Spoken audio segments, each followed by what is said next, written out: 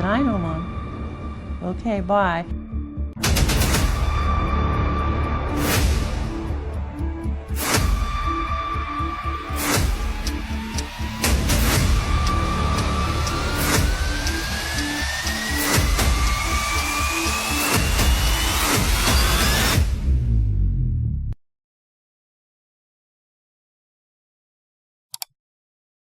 I got on the phone and figured out the bus routes and the times and stuff, and she said, Mom, I'm 14, I'm responsible, let me go. And I said, okay. I said, I'll let you go, you better get that bus home. And I said, last thing I said to her when I dropped her off, I said, Misty, I love you. She goes, I love you, Mommy. I said, and if you screw up, I said, you won't do anything like this again. She said, I know, Mom. Okay, bye. And she was walking away. She just looked so little and vulnerable and stuff. I just, oh God. Just like, I just felt like something was gonna happen. I wanted to grab her and want her to ride with him to call Grandma or somebody else and call me back and let me know how she was gonna get home. She said, okay, Mom. And I said, promise me. She said, I promise. And I never heard from her again. Lady said about 10 o'clock in front of 7-Eleven, she was sure she saw Misty. She said she was kind of crying and real upset, and she said she thought she should talk to her, but she's from California and you don't get involved.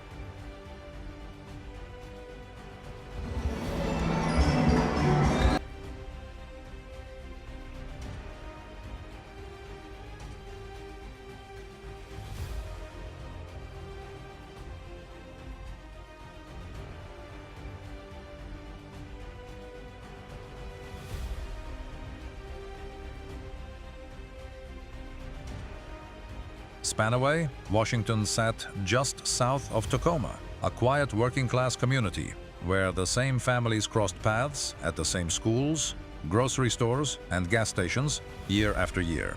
In September 1992, life there still felt relatively small and familiar. Kids stayed out later than they probably should have. Parents expected them home eventually, and nights at the Puyallup Fair were part of growing up. Misty Copsey loved the fair. She was 14 years old. Tall for her age, with long blonde hair, loud energy, and the kind of personality people noticed immediately. Friends later described her as funny, emotional, stubborn sometimes, but rarely quiet for long. She liked attention, liked being around people, liked feeling older than she actually was. At home, Misty lived with her mother Diana and younger brother Colton. Money was often tight. Arguments happened. But people close to the family later described the house as active, loud, and close-knit despite the stress surrounding it.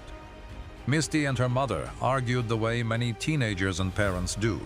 Then, hours later, they would be talking again like nothing happened. That Thursday, September 17th, started like a normal fair night. Misty planned to spend the evening at the Puyallup Fair with her best friend, Trina.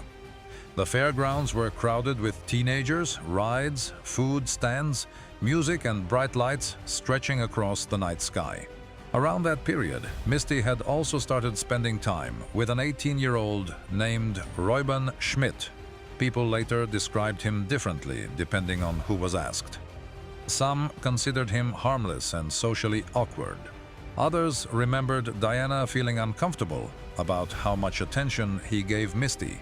Still, Misty herself appeared comfortable around him. As the evening continued, transportation home gradually became a problem. The last bus had already left. Friends began separating, and Misty suddenly needed another way back to Spanaway. According to later accounts, she contacted Reuben asking for a ride home. He told her he could not pick her up. By then, the fairgrounds were already beginning to empty. Lights dimming, crowds thinning, teenagers finding rides home before the night got too late.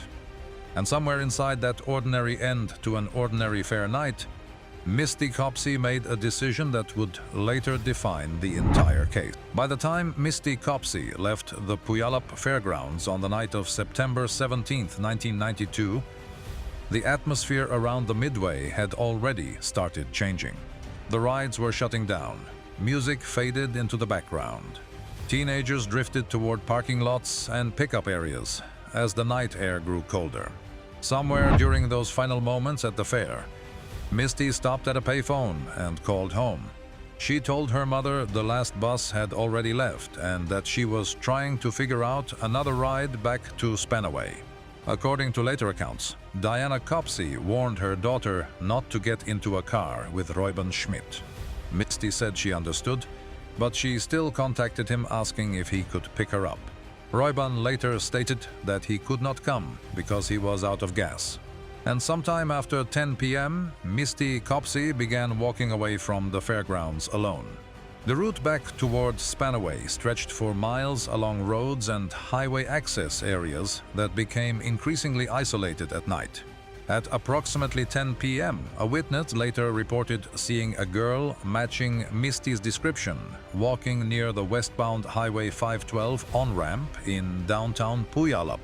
That sighting became one of the final confirmed moments investigators could clearly place inside her timeline. After that, the trail becomes uncertain.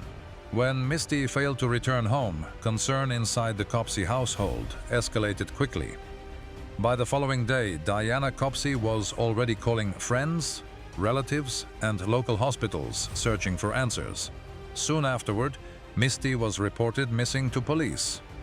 But according to later reporting surrounding the case, the disappearance did not initially receive the level of urgency her family hoped for. At first, some investigators believed Misty may have left voluntarily or would eventually return on her own.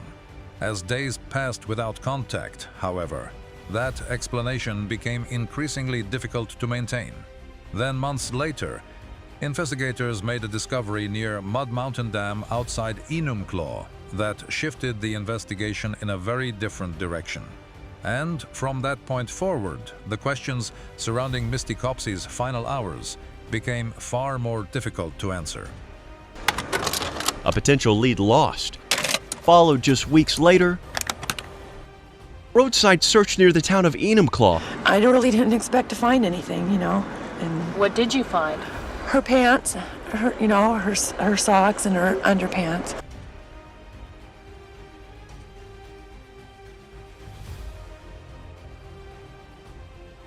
In the days after Misty Copsey disappeared, the investigation moved slowly. At first, police treated the case as a possible runaway situation. Part of that assumption came from reports that Misty had been arguing with her mother before the fair. Part came from claims made by two classmates who later told investigators they believed Misty had contacted them after the night she vanished. There were also reported sightings during the days that followed. Because of that information, police temporarily reduced the urgency surrounding the case, and at one point even informed media outlets that Misty had likely been located safely. That information turned out to be incorrect. Meanwhile, Diana Smith never stopped insisting something was wrong. She continued contacting investigators, searching for information, and pushing people to take the disappearance more seriously. As weeks passed without verified contact from Misty, the original runaway explanation became harder to support. By late 1992, investigators slowly began reconsidering the possibility that Misty may have been harmed after leaving the fairgrounds that night. Then, nearly 5 months after she disappeared, the investigation changed dramatically. On February 7, 1993, a private search group led by local resident Corey Bober, along with Misty's mother, searched an area near Highway 410 close to Mud Mountain Dam outside Enumclaw. There, investigators recovered clothing believed to belong to Misty.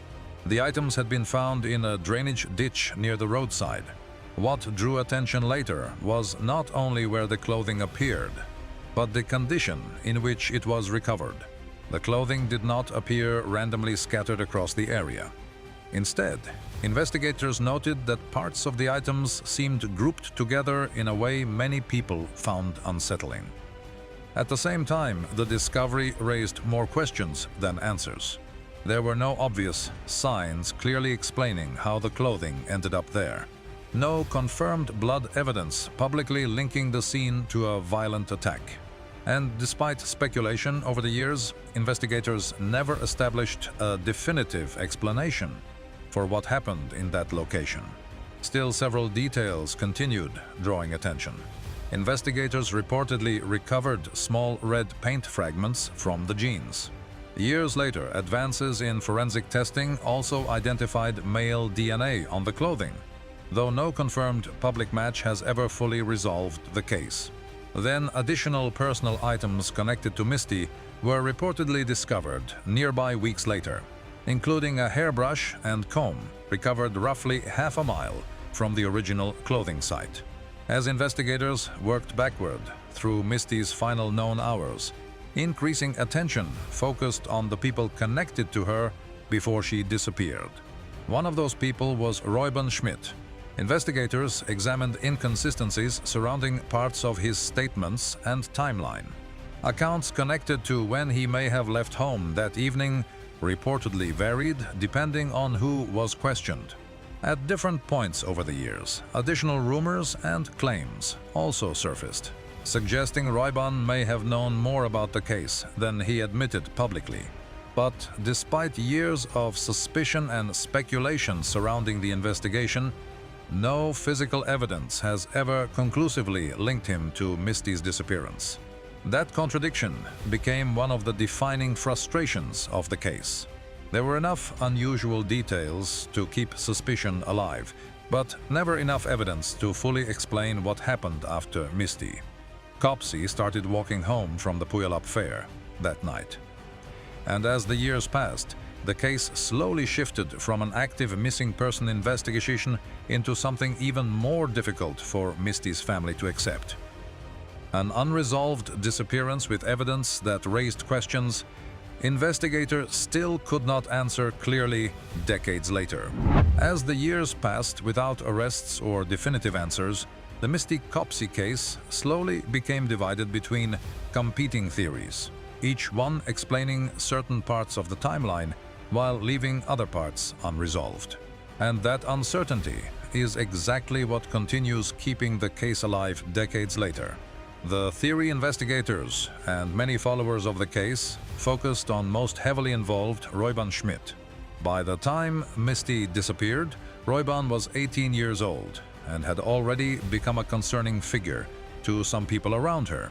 He was older, interested in Misty, and according to multiple accounts, one of the last people connected to her movements before she vanished. Over the years, attention toward him intensified because of several details investigators struggled to fully reconcile. One issue involved his timeline that night.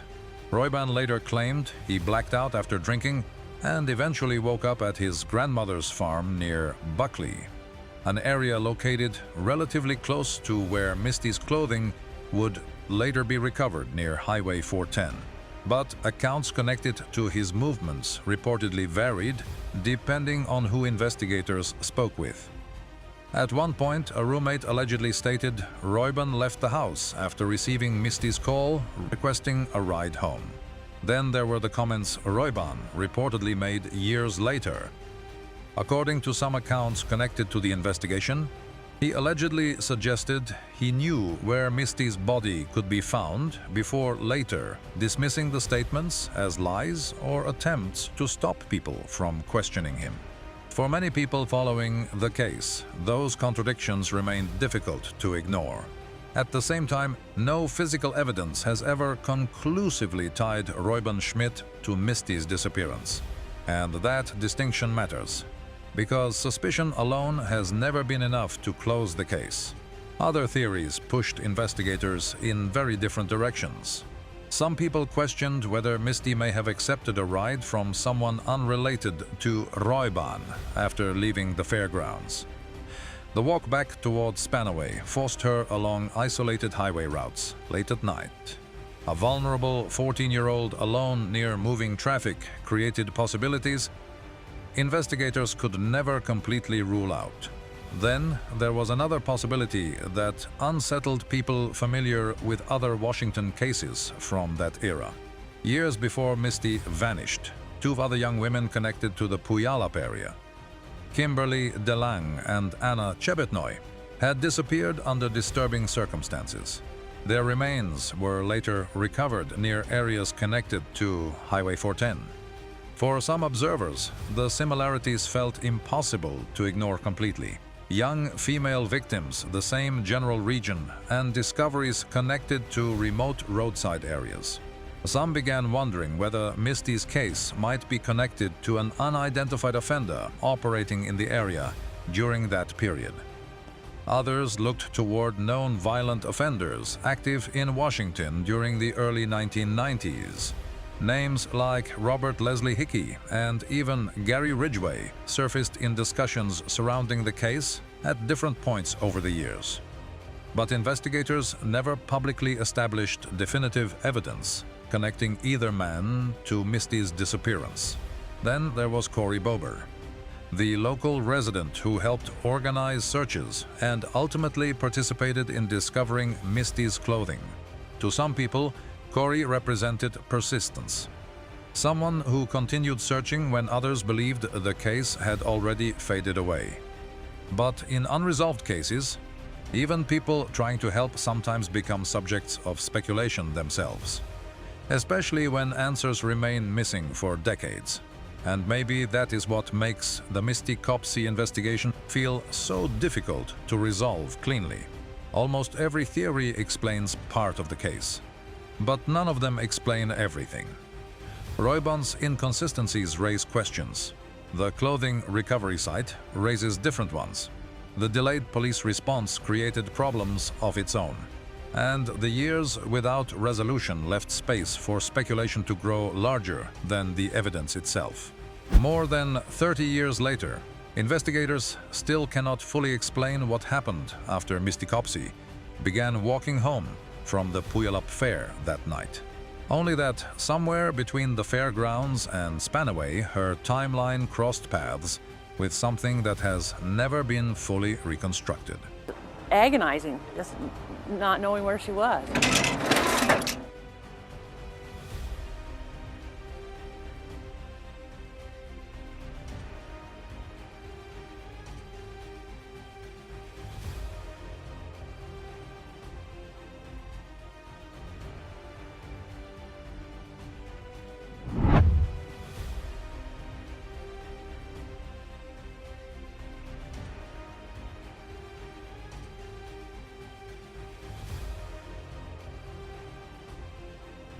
As the Misty Copsey investigation stretched from months into years, one question continued haunting people connected to the case.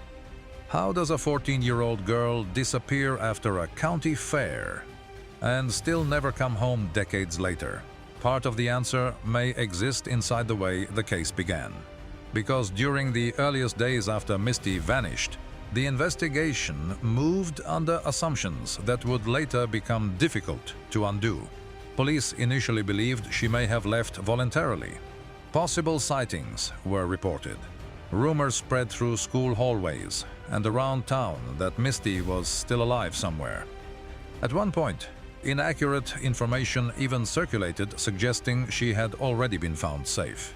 Meanwhile, Denez Smith was trying to convince people that something far more serious had happened. That difference in perception mattered, because missing person investigations often depend heavily on urgency during the first hours and days.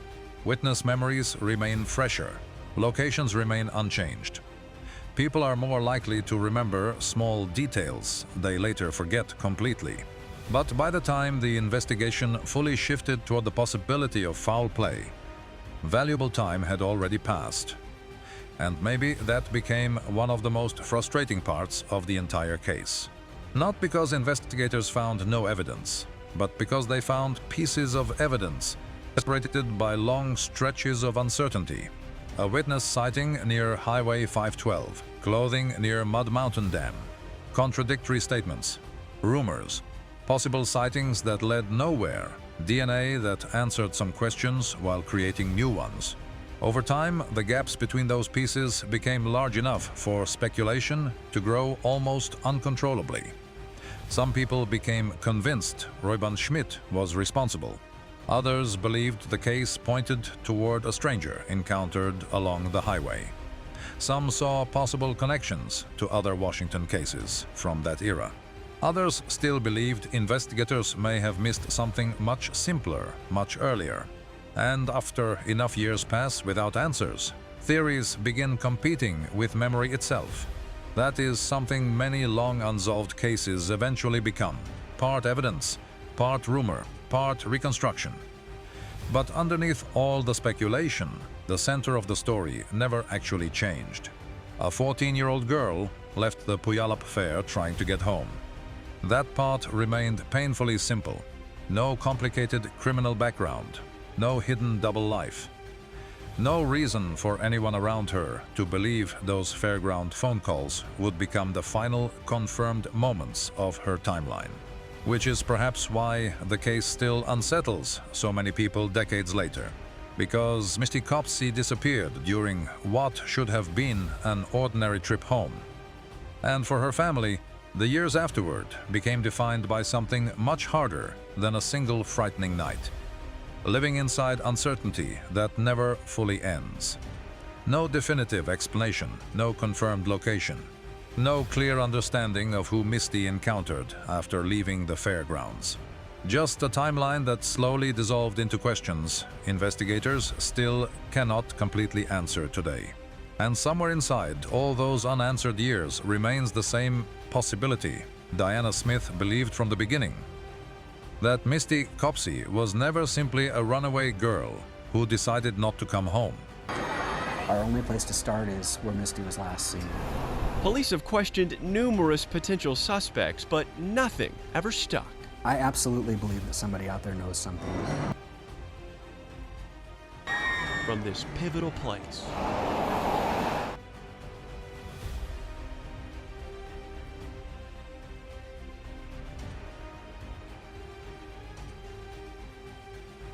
She got great grades, mostly A's.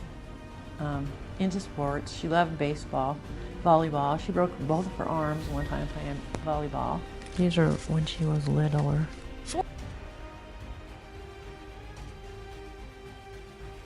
She went to the fair with her best friend. Was dropped off there by her mom on a weeknight.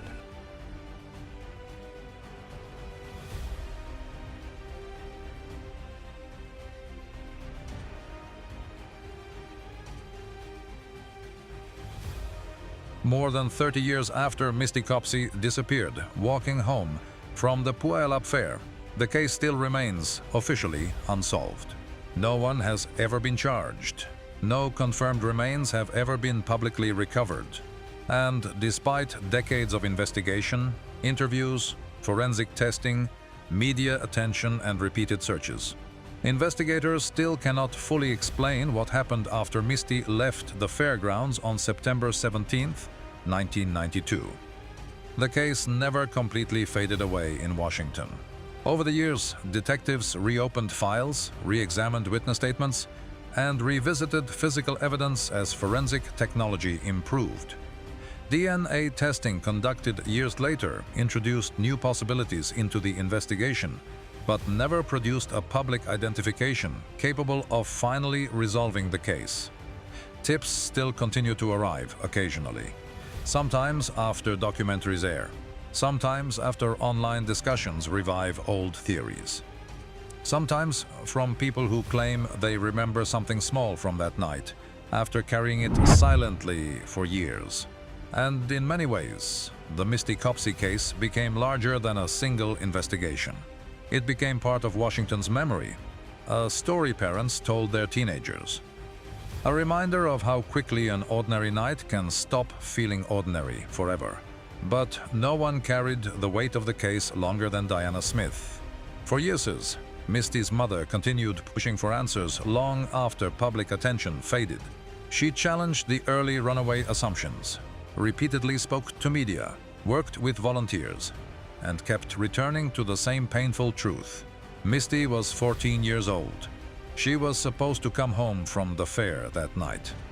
Diana spent decades living inside a question no parent is ever truly prepared to survive. Then in 2011, she died without ever learning what happened to her daughter. And somehow, that detail makes the case feel even heavier. Because unresolved disappearances do not only leave behind missing people, they leave behind families forced to continue aging without answers. As the years passed, the investigation became increasingly difficult in ways familiar to many cold cases. Witness memories faded, rumors expanded, potential evidence deteriorated. People connected to the original timeline moved away, changed stories, or died. Yet certain details still continue pulling people back into the mystery. The final sighting near Highway 512. The clothing discovered months later near Mud Mountain Dam. The conflicting accounts surrounding Misty's final hours. And the lingering uncertainty surrounding who she may have encountered after leaving the fairgrounds that night. Maybe the answer still exists somewhere inside evidence investigators already collected decades ago. Maybe someone who stayed silent in 1992 knows more than they ever admitted publicly. Or maybe the most important moment in the case passed unnoticed before anyone realized Misty Copsey was truly gone. But until the case is finally solved, Misty's story will remain suspended in that same unresolved space between rumor and evidence, suspicion and proof. A 14-year-old girl leaves the Puyallup Fair trying to get home. And somewhere between the lights of the Midway and the dark roads leading back toward Spanaway, her trail simply stops. If you followed the case this far, take a moment and think about how ordinary that night originally seemed. A missed bus, a phone call home, a teenager trying to find a ride. Nothing about it looked like the beginning of a mystery that would survive for more than 3 decades. And maybe that is what continues haunting people most about Misty Copsey's disappearance. Not the feeling that danger was obvious, but the realization that some lives can quietly slip into uncertainty before anyone understands they are standing inside the last normal moment.